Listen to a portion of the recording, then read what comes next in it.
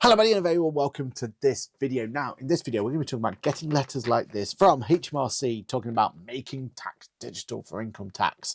Reminder to submit your quarter.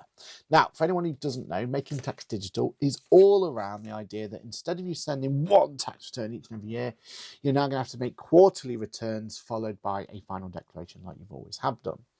And this video, we're going to talk about rental. Now, rental has their own little quirks and everything that goes with it. And if you now need to do MTD, so basically at this point in time is if your income, so that's the amount of money that you earn from rental and maybe any subcontracting work or any self-employed work, if all of that comes up to over £50,000, then at this point in time, you are now required to do quarterly up submissions, but that's going to drop down to 30 and then so on and so forth. So at some point, if you're doing rental income, there's a very high chance you're going to need to figure out how to do this in software. And that's what this video is going to be. We're going to grab some software, we're going to grab some details we want, we're going to walk it through together, and you're going to be ready to make sure that you can file for MTD.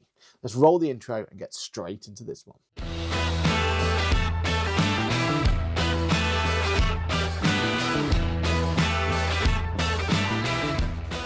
Hello everybody, my name is Patrick. I am a chartered accountant, a certified UK trainer and fancy new logo, that QuickBooks Chap on the internet. I am head of the AAG accounting group, which has brands like Businessworks and Boffix. And finally, I am a podcaster who goes live each and every Monday morning for Ask the Accountant. Now, my whole role, or what I want to achieve out of these YouTube channels, is to make sure that we give back to people like yourself. We want to be making sure that you know how to submit, how to file, how to do everything, and how to keep yourself compliant in small business, or in this case, in rental property. So what I want to do first is I want to go through particular items that you may have to look out for in order to be ready to be able to file your MTD. Because remember, in MTD world, we're now talking about quarterly updates that we need to figure out. So we're not having to submit things all at the very end. We have to go and submit quarterly, and they want a lot more detail. If you think about the old tax return, we were literally filling in a few boxes, right? Like the total amount of rent you received, maybe some expenses you've related to, and then you kind of like go down there, and there's quite a few boxes you have to fill out. Well, the flip side of that is making tax digital means that A, we have to record all these items on a regular basis.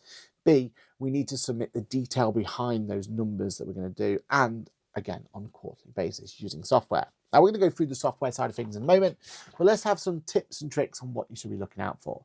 So first of all, make sure you get yourself a bank statement for that particular period. Now, this is a made-up bank account, thanks to our friend over at Claude, the North Bank Personal Banking. This is all made-up information.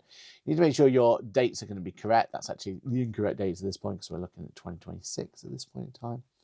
But the idea would be that you would have all of the information related to that: April, May, June.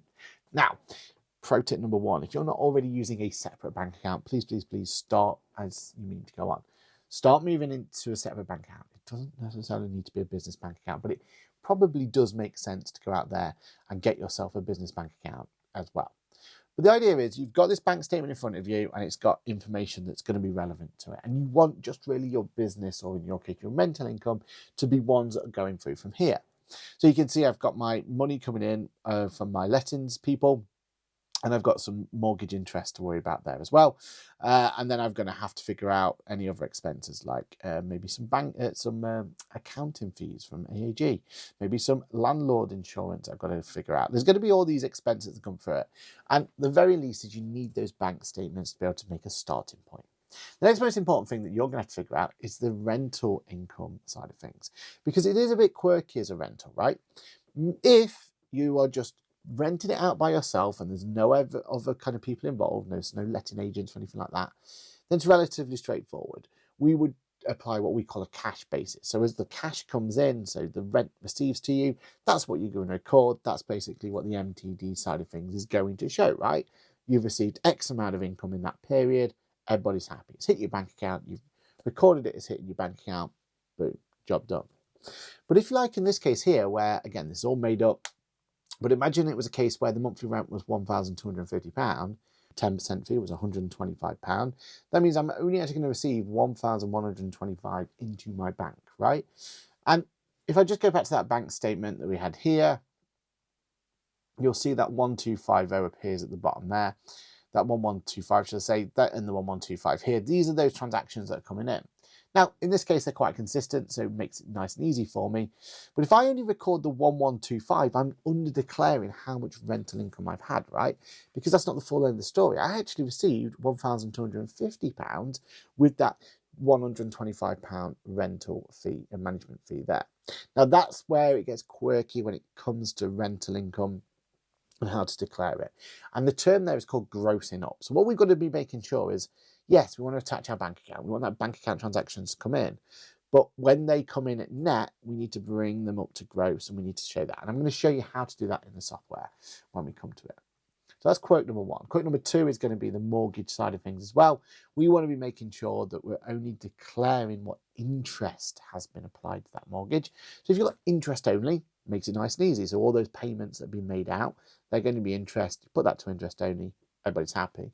If though you've got a repayment mortgage, and you're making repayments and you're paying interest at the same time, then we do need to be careful of that. And again, we need to split that correctly. Now, when it comes to rental, depending on your personal circumstances, depending on how much you're actually earning, etc., depends on actually how much of that mortgage element of it is actually allowable.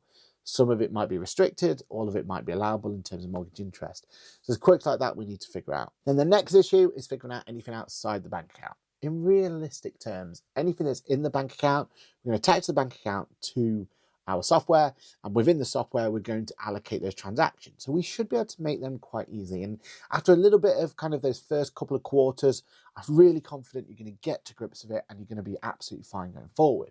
It's always going to be those items outside the bank account. You've got two ways of dealing with them. My personal recommendation to you is actually make the transaction in the bank account in the first place. So to do that, what I'm saying is you want to reimburse yourself for any expenses you may have incurred outside the bank. Things like mileage claims, maybe use of home, anything that you've got that is more of a claim against the company or claim against a rental property.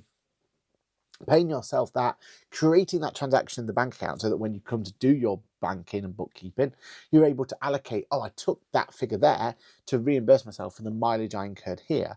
That way you're creating the transaction within the bank, right? Makes it so much easier to A, remember it, B, then you can just clearly be able to allocate it like you've allocated everything else that we're going to talk about today in the software.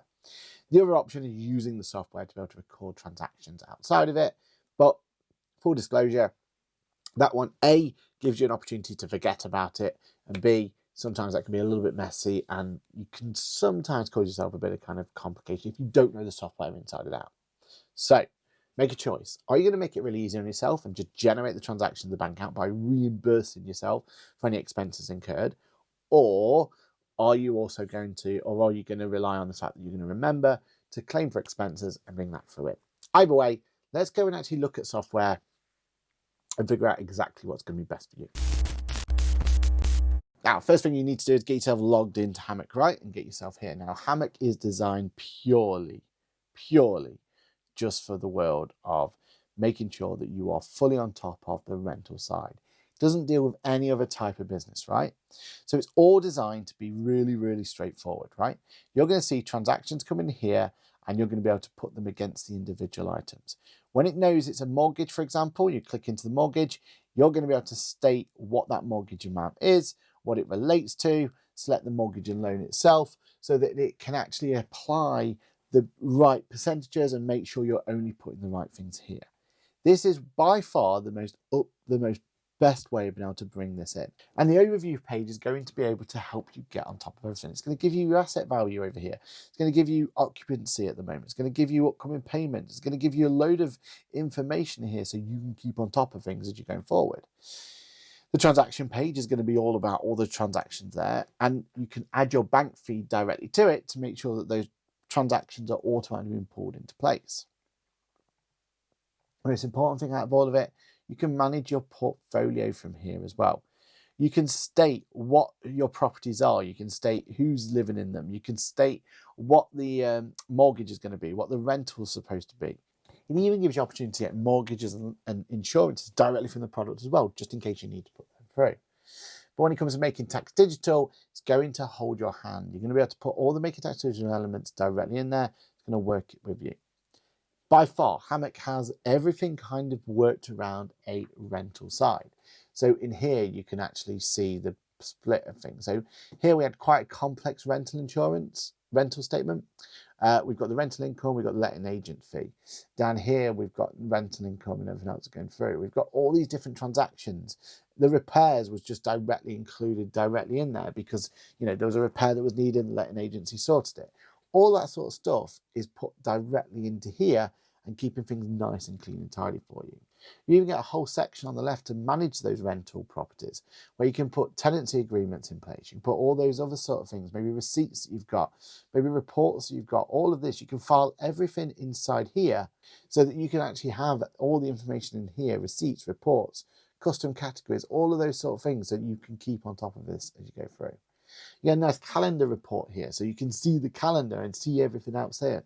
Now we've done a much more detailed deep dive of how to actually use Hammock in its first place, and we'll make sure that you can see that from the link. But the idea is that once you've added a bank feed, start getting those transactions in, it's going to hold your hand and it's going to ask you questions related directly to owning a property. I love Hammock, I love how simple and straightforward it makes it, and it's a perfect reason to be able to use it for going forward for rental properties.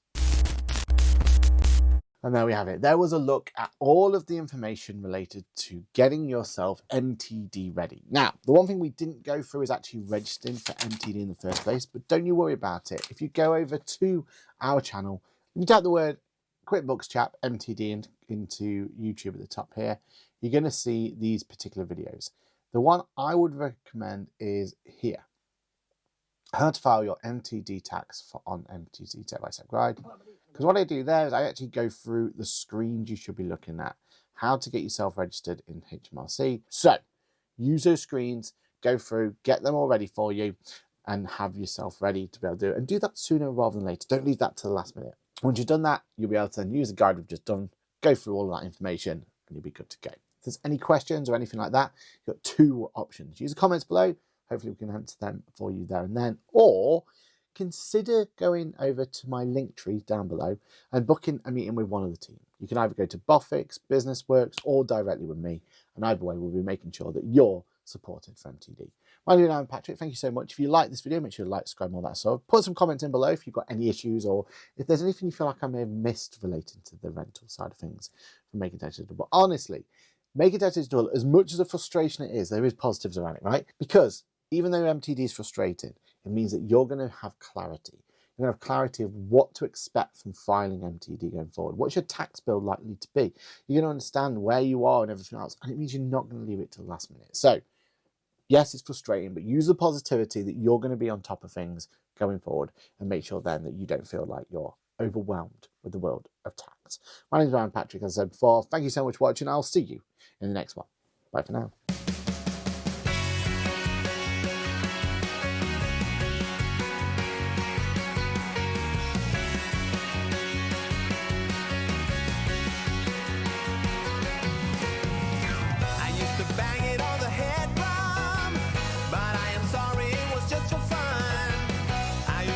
Hello and welcome to this new series. Hello and welcome to this video. Hello and welcome to this video. Hello and welcome to this video. Hello and welcome to this video. Hello and welcome to this video.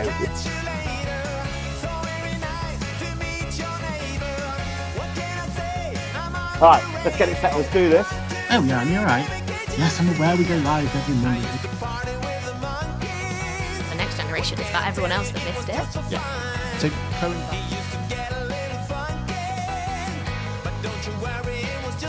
All right, you've told us what you love about the industry, but what would you change about the industry? Where do I start?